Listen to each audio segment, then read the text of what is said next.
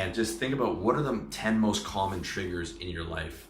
Okay, could be the fact that you eat too much and you're always feeling like shit because your diet is garbage and you eat too much.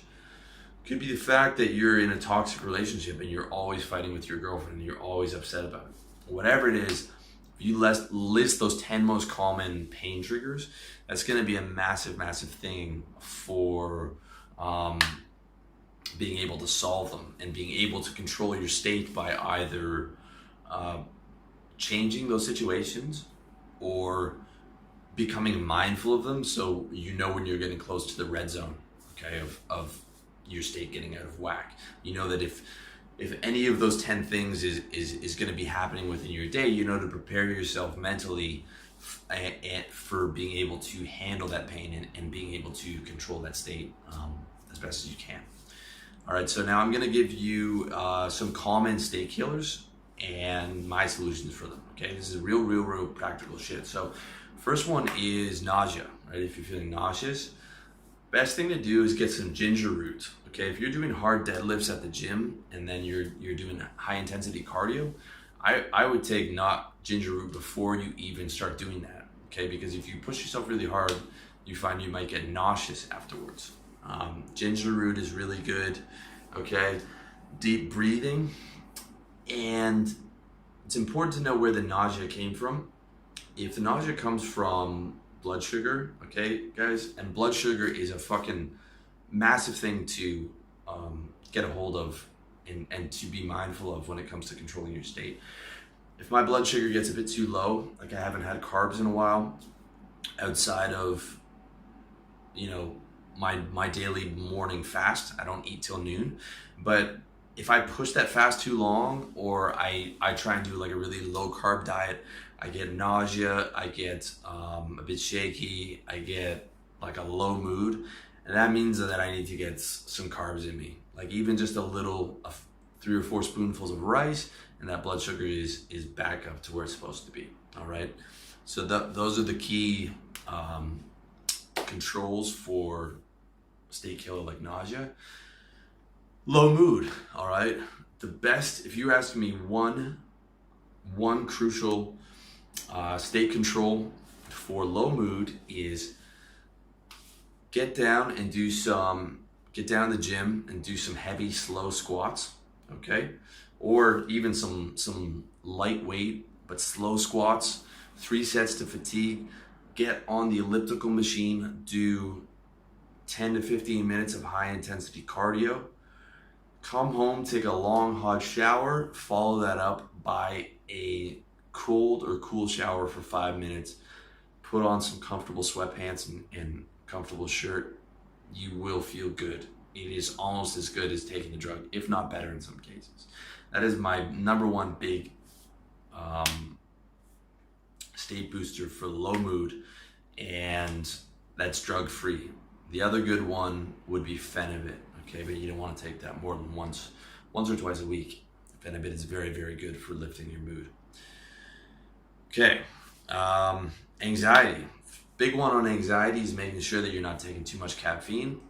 The other big ones are the same thing, that heavy squat, high intensity cardio. 5-HTP is really good, which is natural. Theanine is really good. And lying down, breath watching meditation, which is where I do this every day around 2 p.m. when I start to get tired. Lie down, close my eyes, watch my breaths in and out. And I verbally say in, out, as I breathe. And I do that for about 30 minutes and drift off into like this very, very peaceful state. And it is very, very good for calming you down. And again, Phenibut is also really good for anxiety, but that's one you want to keep in moderation, okay? Anger, okay? A good one, probably the best one for anger is the tried and true taking a deep breath or taking 5 or 6 deep breaths, okay? And you never want to make a decision when you're in an angry state, all right? You always want to be able to get control of that. And the deep breathing you can do wherever you are right away, and it will always activate, you know, the calming angle of your nervous system, and is a big thing. Okay, going to the gym if you're really pissed off about something and just killing those weights is big. Removing yourself from the situation is very important so that you don't do something stupid. And if the anger is like out of control and none of those things are working, the best thing I found to do for like out of control anger is just get down on your bed, take out a pillow, get into like UFC full mount position, and for 2 minutes or as long as you can, full intensity beating the shit out of your pillow. And if you have to yell a little bit, not too much that the neighbors think that you're beating the shit out of somebody, then do that. Full intensity, as much effort and energy as you can put into that, and after 2.5 minutes, you're going to be absolutely exhausted and you're going to have no emotional energy left to be angry. Okay, that is the best one I found for anger. Once anger's got to a certain level where you're really pissed off, all right? Much better to do that than to beat the shit out of someone in real life and end up going to jail, all right? If it helps, you can picture that person's face on your pillow, but probably not a good idea to do that in real life because you want to stay out of jail. Worry, okay? Worry is a big thing. I suggest you read a book called by Dale Carnegie on how to deal with worry. I can't remember the exact title, but it's really good. And basically, for like the major worries in your life, you set up an action plan, all right? In my book, How to Get Organized, I teach you how to do an action plan to get everything together and organized in your life. And it accounts for pretty much everything that you would be worried about, that you could be working on as a project or a goal, whether it's with women or health or whatever. You can all set that up into a schedule. So you set up an action plan for what you can control. You don't worry about shit that you can't control, all right? There's some people out there that just go through the internet and look up every type of disease possible. That's the last thing you want to do. There are so many, like millions of diseases and crazy things that can kill you, but you just can't think about that shit because you can't control it. If you want to worry about what you can control, worry about cancer, heart disease, and like there's like four major ways that people die, and those are two of them. You know, cancer, heart disease, the big four. And take a blood and genetic test from, you know, one of the major sites like 123Me to see if there's anything in your genetics that you have to worry about. And then you can put an action plan together for those. But don't worry about like plane crash or like all these millions of diseases or anything like that. You know, it is just gonna drive you crazy, all right? And the other thing, if it's in your belief system, is faith in God, okay? If you believe in a loving creator and you believe that that's where you go back to after you die, that takes a lot of the sting out of everything, okay? I used to be there's points in my life where I was an atheist. And I remember when I was 13, the first time I got on a plane, I was terrified and I was throwing up the whole way. I just did my visa run last week and I was almost asleep for takeoff. And it's just a night and day difference because one, I don't worry about what I can't control, and two, if I die in the plane, I'm gonna die on the plane, and I go home, and eventually I'm gonna die, and eventually I'm gonna go home, and that's all there is to it. So putting any more worry to that just is not useful, okay? And this is very important. If you're a person that worries a lot, it will ruin your life. My mom is someone who worries very much, and I've been out here in Thailand for 2 years. She's dying to see me, okay? I'm scheduled to go back next summer, but she wants to see me. She wants to see Thailand. There's only another month left of peak season where the weather's going to be cool enough. But she just cannot get on the plane to come out here. And I said, and she makes a whole big deal about it and thinks about it and all this stuff. And I'm telling her, just get on the plane. Just buy a ticket. I'll buy you the ticket tomorrow. All you have to do is get on the plane. But in her head, she's made it up to be this monumental thing of like all these things could happen, and she could get stuck on the layover, and she could lose her luggage, and she could die in the plane. and she doesn't believe in God, so I can't use that as, an argument. And I try and get into the worst case scenario. She doesn't want to hear that, and all types of things.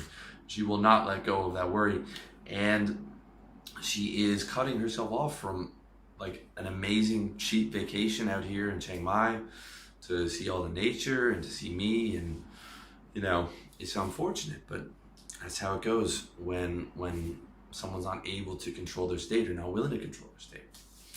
Another one's stomach pain. Okay, the biggest thing for stomach pain that I found is activated charcoal. That removes stomach pain in like 90% of the cases. If that doesn't work, Pepto-Bismol is really good for coating the inside of your stomach. It won't remove the toxins like activated charcoal will, but it will stop whatever toxic in there from hurting you. And the other one, if you have diarrhea or something like that, is loperamide. Okay, you can buy it generically in like 200 capsule bottles from Amazon, and they're like $3 for a bottle, and it is awesome. Okay, it's awesome. So that's how those are some strategies for stomach pain, okay, which is a major state killer. And the last state killer I'm going to talk about is lethargy, okay? The big one for lethargy is stand up. I try and stand up as much as I can. I try not to sit down until after 5 p.m. If I'm exhausted, then I will lie down for like 20 minutes around 3 o'clock after I've eaten like my little siesta. But instead of a nap, I do the lying down breath watching meditation, which relaxes me, and I come out of that energized, and then I finish the rest of the day trying to stand up, working or doing videos and stuff like this, because sitting down is a fucking state killer and it will bring on so much lethargy. Also, avoiding too many carbs or eating too much at meals. And this becomes a big thing as you get older, and managing your blood sugar. Okay, this all ties into one. And as far as lethargy and laziness, I feel like diet is probably the most important thing that you can get a handle. So it's eating till like 90% full. It's not eating too many carbs at a meal, and it is trying to stand up as much as possible. And that will help keep your energy high and not let you get lethargic. If you want to get lethargic at the end of the night. Okay, when you've done everything for the day, and it's like, okay, 8 p.m. I'm gonna have a big dinner. I'm gonna fucking sit in front of the TV and put my feet up, and I'm not gonna move, and then I'm gonna go to bed at 10 o'clock. Then you can do it. Okay, but for the day, those are some big things that you can do to control your state. All right, so those are just like a small list of things that you can do to control your state. Pretty much every video that I've done on how to be happier, and pretty much every strategy that I have on my website is some form of state control. All right, and I suggest you have a look at those if you want to get more techniques. But those are your some common negative states and painful states, and how to deal with them. Okay.